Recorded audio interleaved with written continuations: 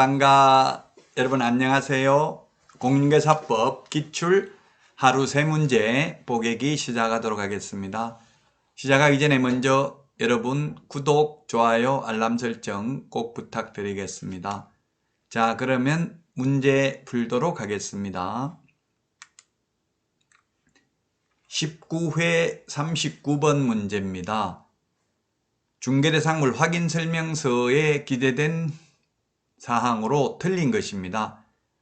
확인설명서 기재사항과 관련되는 걸 시험에 거의 한 문제 정도 출제됩니다. 틀린 것입니다. 옳은 게 아니고 틀린 것. 확인설명서 서식이 4가지가 있죠. 1이 주거용, 2가 비주거용, 3이 토지, 4가 임목, 공장재단, 광업재단입니다. 1번 비주거용 건축물의 경우 매도, 임대, 의뢰인에게 자료를 요구하여 확인할 사항은 벽면 상태, 전기, 소방 등의 시설물의 상태, 그렇죠. 내외부 시설물의 상태가 되겠습니다. 그리고 벽면 및 도배 상태, 일조, 소음, 진동 등 환경 조건인데 일조, 소음, 진동은 1의 서식만 기재하니까요. 2번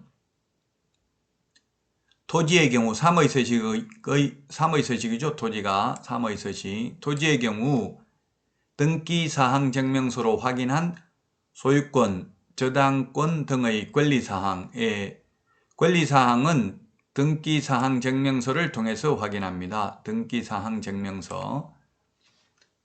표시사항은 대장을 통해서 확인하죠. 공법상 이용제한 거래 규제는 토지이용계획 확인서를 통해서 확인하고요. 그 다음에 3번의 경우 토지의 경우 대상 토지 1km 이내 비선호시설, 비선호시설은 1의 서식하고 3의 서식만 기재를 합니다. 3번도 맞고요. 그 다음에 4번 주거용 건축물, 주거용 건축물 건물 설계도 확인 여부, 설계도는 확인할 의무가 없죠. 설계도 X입니다. 4번이 정답입니다. 5번 임목 공장재단의 경우, 광업재단의 경우 재단 목록 또는 임목의 생육 상태를 기재해야 됩니다. 그리고 이번에 확인설명서 서식이 2021년 1월 12일부로 개정이 되었는데요. 뭐냐면은 계약갱신요구권 행사 여부를 1의 서식하고 2의 서식하고 기재를 해야 됩니다. 주택의 경우 계약갱신요구하면 2년 더 살 수 있잖아요. 2의 서식은 비주거용이라도 오피스텔이 있기 때문에 2의 서식에도 계약갱신요구 행사 여부를 확인했는지 미확인했는지 기재하도록 신설됐다는 점도 유념을 하셔야만 되겠습니다. 4번이 정답입니다. 주거용 건축물의 경우 건물 설계도 확인 여부는 기재하지 않고요.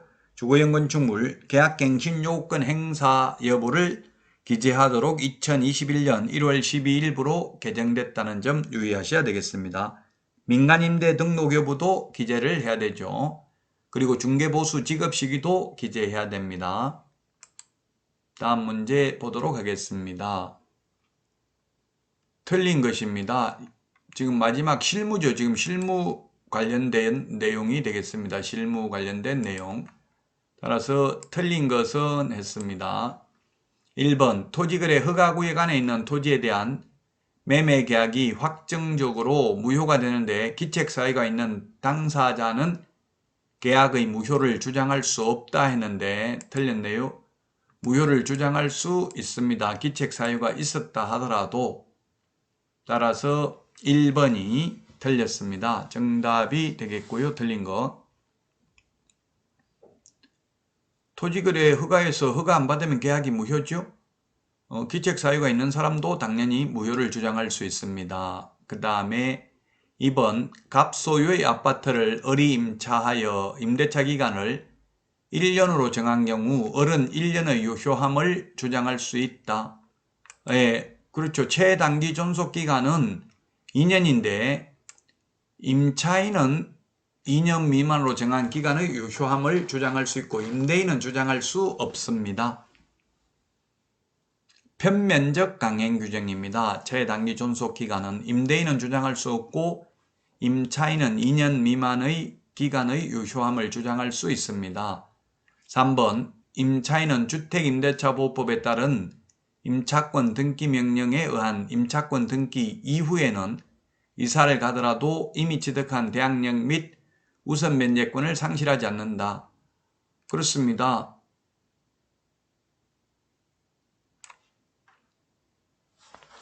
임차권 등기 명령에 의한 등기든 합의에 의한 등기든 합의에 의한 등기를 임차권 설정 등기라 하고요.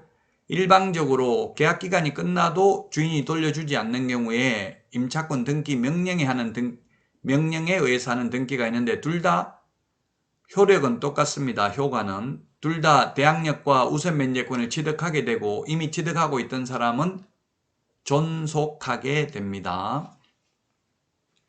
그래서 맞고요. 지금 실무기 때문에 주택임대차보호법이고요. 또 4번은 이게 민법 내용이네요. 공유자 간의 합의가 없으면 공유토지에 대하여 3분의 2의 지분을 가진 공유자는 그 토지의 특정 부분을 배타적으로 사용할 수 있다. 3분의 2. 그렇습니다. 우리 민법 265조에 보면 공유물의 관리는 지분의 과반수로서 결정한다 이렇게 되어 있습니다. 따라서 지분의 과반수이기 때문에 3분의 1을 가졌다면 배타적으로 사용할 수 있습니다. 4번 맞고요. 5번 주택임차인이 별도로 전세권 설정 등기를 마쳤더라도 주택임대차보호법상 대항요건을 상실하면 이미 취득한 주택임대차보호법상 대항력은 상실합니다. 다만 전세권은 주장할 수 있겠죠. 전세권 설정 등기도 하고 그 다음에 확정일자도 대항력 가지고 확정일자도 받았다면 둘 중에 유리한 걸 주장할 수 있습니다. 오히려 배당받는 데 있어서는 확정일자 임차인이 전세권보다 유리할 수 있죠. 왜냐하면 확정일자부 임차권자는 토지 매각 대금에 대해서도 우선 면제 받을 수 있습니다. 전세권은 건물에 대해서만 전세권 설정 등기했다면 건물 매각 대금에 대해서만 우선 면제를 받을 수 있죠. 전세권이 확정일자부 임차권보다 유리한 것은 딱 두 가지입니다. 전전세권이 있고요. 임의경매 신청권이 있다는 것이 확정일자부 임차권보다 유리한 점이 되겠습니다. 정답은 1번이 되겠습니다.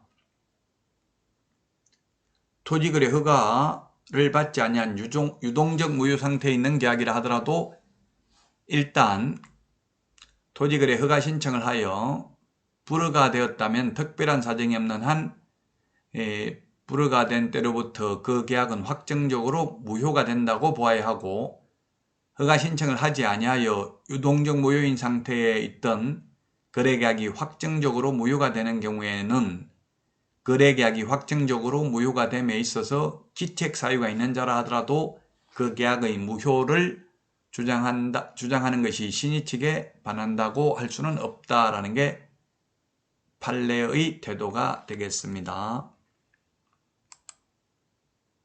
다음 문제 보겠습니다.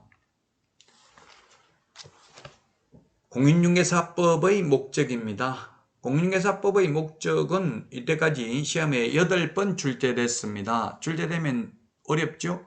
공인중개사의 업무 등에 관한 사항을 정하여 그 전문성을 제고하고 부동산 중개업을 건전하게 육성하여 국민경제에 이바지하는 것을 목적으로 합니다. 따라서 2번이 정답이 되겠네요. 2번이 정답이 되겠습니다. 목적에 해당되는 것. 니은부터 이건 중개업의 적절한 규율 이런 말 없고요. 그 다음에 개업공개사 적정한 규율도 규정이 없고요. 개업공개사의 공신력 제고 이런 명문 규정이 없습니다. 시험에 자주 나오지는 않죠. 한 4년에 한 번인데 최근 10년간은 시험에 출제되지 않았습니다. 그러나 우리 암기 프린터 1번에 있으니까요. 시험 보기 전에는 암기를 해 두시는 것이 바람직할 것입니다.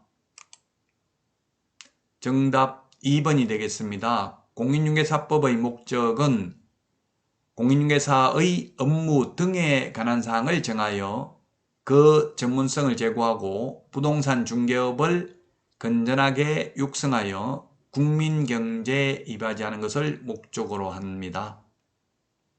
시험 보기 전에 암기해 두는 것이 바람직하겠죠. 자주 출제되지는 물론 않는다고 했습니다.